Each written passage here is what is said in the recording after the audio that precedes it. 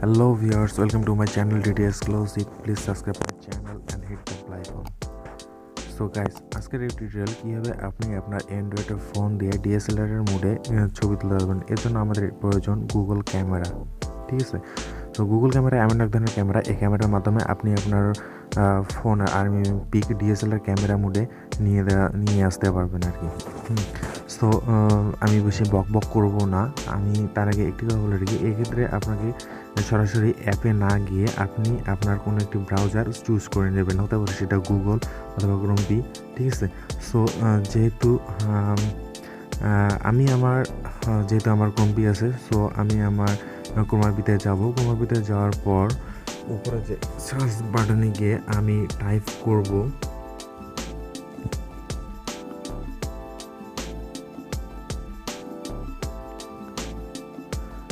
Google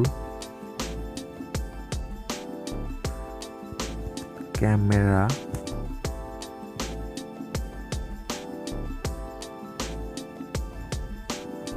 for Android. একটি কথা বলে রাখি, আপনার ফোনটি যে ভার্সনের হতে পারে, সেটা Samsung, Nokia, Walton, Oppo, Xiaomi. ঠিক আছে, সো আপনি আপনার ফোনের যে কোয়ালিটি ফোন, সে ফোনটি দেবেন এবং ফোনের ভার্সন দেবেন। যেহেতু আমারটা নোকিয়া 5, সো আমি নোকিয়া 5 দিচ্ছি। তারপর দেন সার্চ করবেন।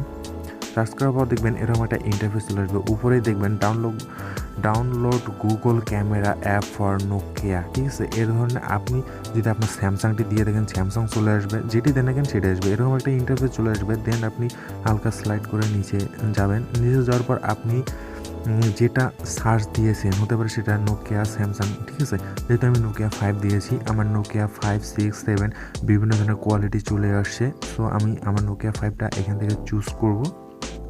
চলে এসেছে গুগল ক্রাম অ্যাপ লিঙ্ক, আমার এখান থেকে আমাকে সরাসরি আমার অ্যাপে নিয়ে যাবে। ঠিক আছে, সো আমি এখান থেকে ডাউনলোড করব। প্লে স্টোর থেকে ডাউনলোড করা থেকে এখান থেকে ডাউনলোড করলে জিনিসটা অনেকটা পিওর এবং সিওরিটি 100% পাওয়া যায়। সো এখানে যাওয়ার পর আমি ওপেন করার পর উপরের বাম পাশে 3টি 3 ডট মেনু আপনি দেখতে পারবেন। দেখার পর তৃতীয় নাম্বার যে লেয়ার রয়েছে লেন্স ব্লুয়ার, অর্থাৎ এটাই হচ্ছে আপনার ডিএসএলআর মোড। ঠিক আছে, সো আমি একটা পিক তুলে দেখাচ্ছি।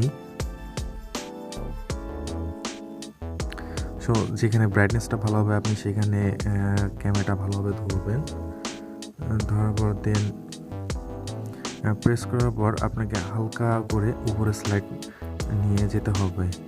তো আপনার ছবি তোলার সঙ্গে সঙ্গে প্রসেসিংয়ের কাজ চলছে, দেখতেছেন আমার প্রসেসিং ইমেজ দেখাচ্ছে। জাস্ট এখানে আপনার 15 থেকে 20 সেকেন্ড টাইম নেবে।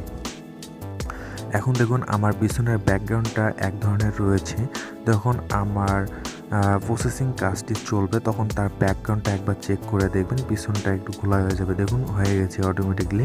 ঠিক আছে, এটা হচ্ছে ডিএসএলআর মোড। আর আপনি যদি চান যে আপনার দ্বিতীয় অপশনটি যে রয়েছে সেটিতে যে যাওয়ার পরে যে আপনি এটাকে যদি আরেকটু আপ করে দিতে চান, পিছনের ব্যাকগ্রাউন্ডটা যদি আরও একটু যদি ফুললি ডিএসএলআর মোডে নিয়ে যেতে চান, সেক্ষেত্রে আপনাকে হালকা স্লাইড করে সামনের দিকে এগিয়ে আসতে হবে, আপ করতে হবে।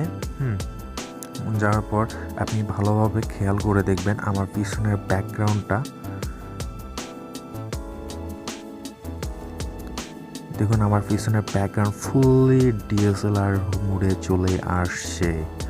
সো আপনি যদি এটা করতে পারেন, তো আপনার জন্যই মোটামুটি অনেক ভালো। আপনি এভাবে ডিএসএলআর মোডে ছবি তুললে ফেসবুকে, ইনস্টাগ্রামে, ইউটিউবে এভাবে দিতে পারবেন। So thanks for watching, love you all.